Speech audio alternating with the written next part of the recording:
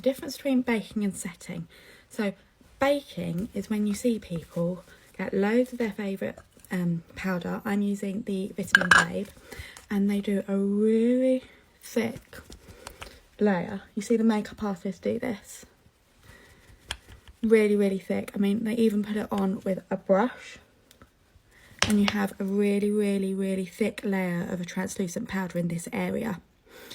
They then leave it, you're meant to leave it on there for a good 10-15 minutes, and it's called baking because of the fact that the product is actually baking, so the warmth of your skin naturally is warming up that powder, and it's naturally absorbing all the skin oils, and it's making you appear more matte. So when it's all brushed off after 5 or 10 minutes, then all of those oils are absorbed, so your makeup is going to last a lot longer.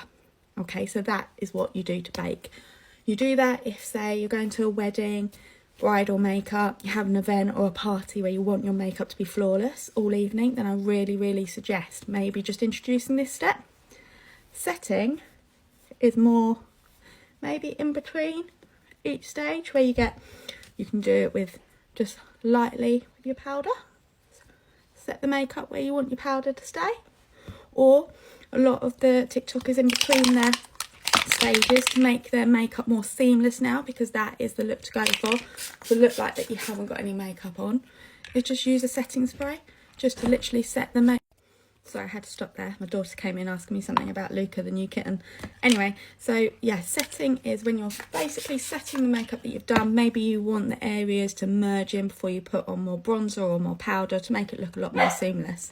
Now, back in the day, 20 years ago when I was learning, it wasn't an everyday product really to have a setting spray. So if we were looking our makeup to last all night, we would literally use, after everything was done, hairspray, breathe in, and cover yourself in hairspray, and that did work. It did work, but obviously you can just buy yourself now a nice setting spray. So the setting spray is either in between after powdering or something like that to make your makeup look more seamless, and at the very end to keep everything in place. But if you've got a big event or you want your makeup to last all day, I do recommend getting yourself a good translucent powder and doing the proper baking stage. Hope this helps.